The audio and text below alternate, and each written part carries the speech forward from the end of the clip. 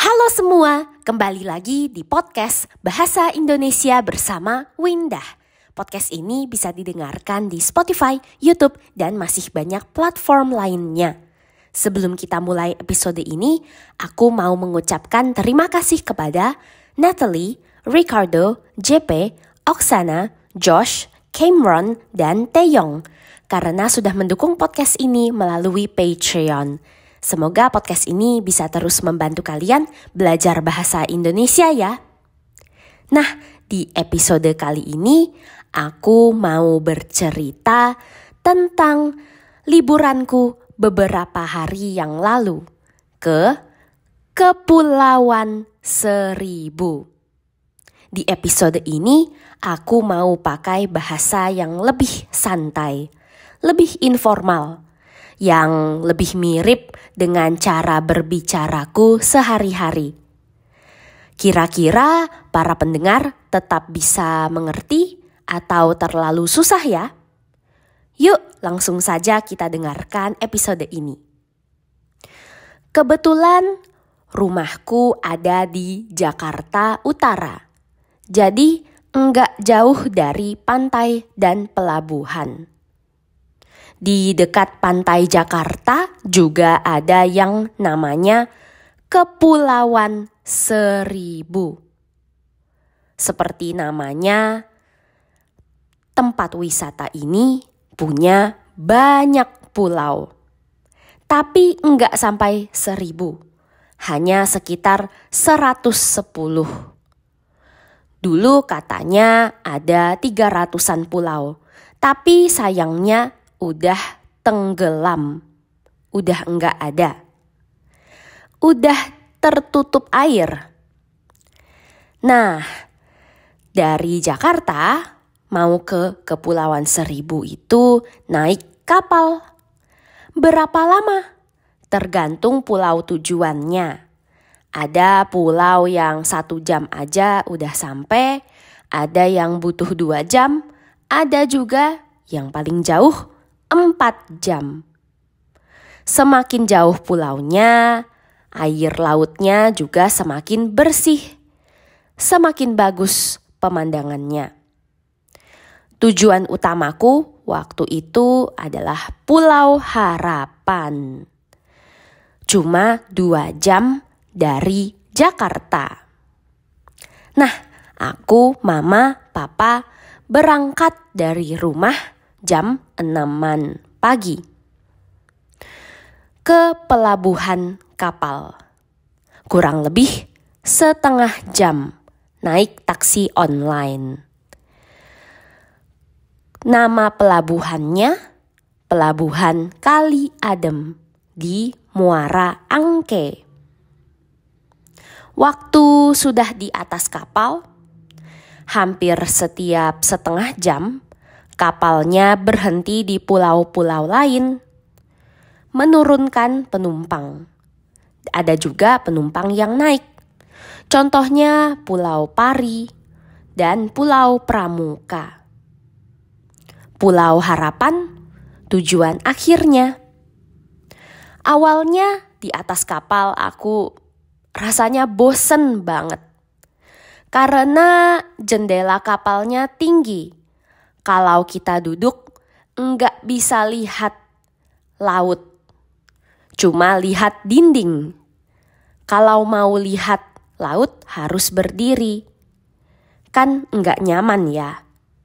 Aku juga lihat ada beberapa petugas kapal yang naik ke bagian atas kapal.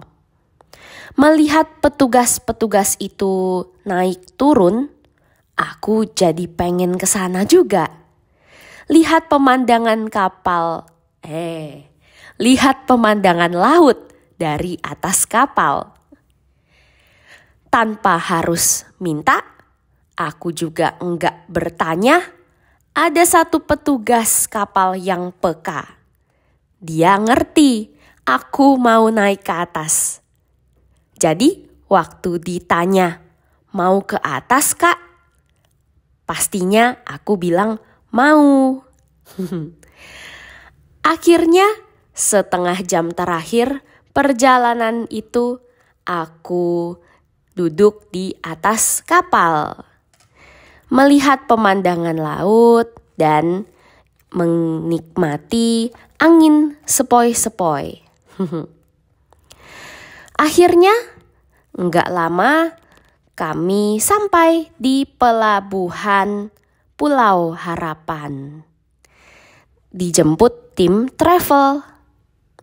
Karena barang kita banyak banget, harus pakai becak untuk jalan ke homestay.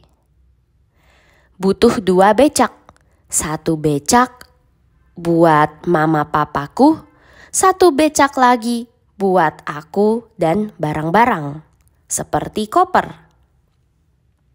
Nah, kira-kira 5-10 menit sampai di homestay.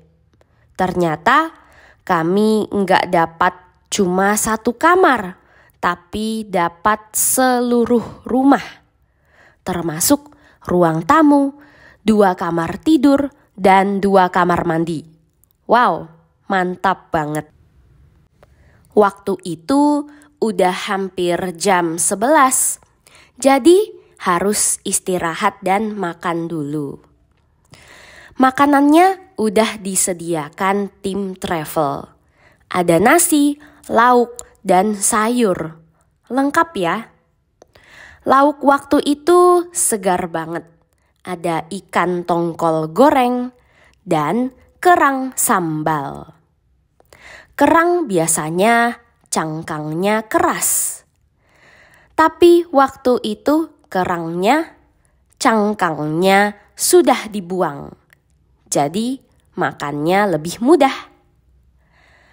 Setelah makan rasanya kenyang banget. Dan kami mulai kegiatan jam 12:30. Kami naik perahu ke pulau yang lebih kecil dari Pulau Harapan. Namanya Pulau Dolphin. Sesuai namanya, katanya pulau ini sering dilewati lumba-lumba. Kalau kita beruntung, bisa lihat lumba-lumba lewat. Mungkin waktu itu kami kurang beruntung karena enggak lihat lumba-lumba. Untungnya cuaca waktu itu bagus banget. Pantainya juga sepi, enggak banyak orang. Pulau itu pasirnya putih. Pantainya biru, bersih banget. Aku rasa enggak kalah dengan Karimun Jawa yang aku datangin 2 tahun yang lalu. Jujur aku lumayan kaget. Wah, ternyata cuma 2 jam dari Jakarta yang polusinya parah banget. Ada pulau sebagus dan sebersih itu. Nah, di Pulau Dolphin kami berenang dan membuat video. Kebetulan waktu itu juga udah sewa jasa drone. Jadi video-videonya diambil dari jarak yang jauh. Di dalam video bisa dapat pemandangan luas, bahkan seluruh pulau juga. Abis puas main kurang lebih 2 jam, jam 3 sorenya kita lanjut ke spot snorkeling. Sayangnya papa mamaku nggak bisa berenang, jadi cuma aku yang bisa turun ke laut. Mungkin para pendengar masih ingat ya episode podcast ini tentang Karimun Jawa. Dulu aku sudah pernah cerita di episode itu soal pengalaman pertama kaliku snorkeling. Waktu itu aku masih takut, masih bingung. Sekarang aku udah lebih bisa dong. Snorkeling nggak jadi masalah lagi. Jadi aku bisa lebih fokus free diving, menyelam tanpa alat. Menyelam tapi enggak pakai tabung oksigen. Travelnya juga sudah termasuk jasa video bawah laut. Aku suka banget hasil videonya. Di dalam video aku kelihatan hebat, kayak profesional. Padahal sebenarnya waktu menahan napas di bawah laut, napasku pendek. Setelah naik ke permukaan, langsung ngos-ngosan. Napasnya jadi terengah-engah. Sebenarnya aku sudah sering latihan tahan napas loh. Kalau badanku diam enggak gerak-gerak, bisa tahan napas sampai 1 menit lebih. Kalau bergerak, apalagi menyelam ke bawah, napasku jadi pendek. Cuma tahan 15 sampai 20 detik. Guideku bilang, kalau menyelam kita harus rileks, harus santai. Kalau udah ngos-ngosan, harus istirahat, tarik napas, buang napas. Kalau kita enggak rileks, napasnya jadi pendek.